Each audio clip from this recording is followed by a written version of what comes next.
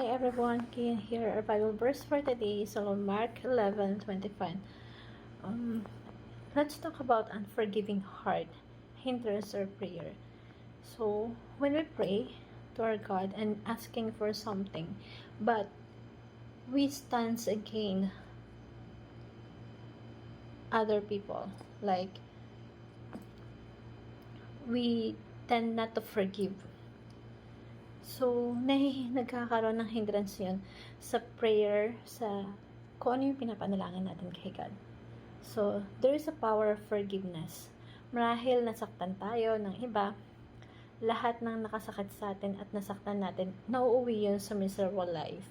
Yung Diyos po natin, mahabagin at mapagpatawad. Nais niya na ang tao, lahat tayo ay mausor at maisabuhay natin kung paano magpatawad.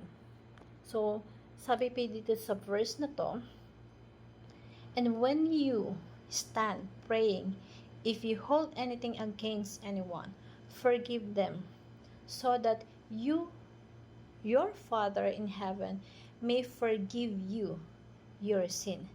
So, ibig sabihin, kapag hindi tayo natututong magpatawad, nagkakaroon ng hindrance yun. Kapag when we ask something, meron tayong ipinapanalangin po sa ating Panginoong Diyos. So, we cannot control the other people's desires and action. Yung ibang tao, hindi natin kontrolado. Yung nararamdaman nila, yung decision nila, yung reaction nila. We can control our own. Walang sinabi sa ang Hesus Kristo na antayin mo na mapatawad ka ng ibang tao. No. Sa Bible, tinuturo na ikaw mismo magpatawad ka. Yung offender, we cannot consider kung hihingi siya ng tawad sa atin. You cannot control others people's desires. Ano pa man ang desires nila, labas yun sa usapan. If you hold against anything against anyone, mahirap po. So, patawarin mo muna ang iba nagkasala sa'yo. Yun yung gusto mangyari ng Bible. Yun na itinuturo sa atin ng verse na to. Ikaw, magpatawad ka kahit hindi sila humihingi ng kapatawaran sa'yo. Kahit hindi sila nagsasorry sa'yo.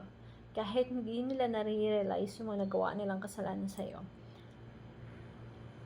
Alam natin hindi madali at mahirap ang magpatawad, lalo na kapag yung mahal mo yung nakasakit sa'yo. But when we stand on praying, if we hold anyone against anyone, at hindi mo sila pinatawad, maapektuhan ng panalangin mo kay God. So, matuto po tayo magpatawad.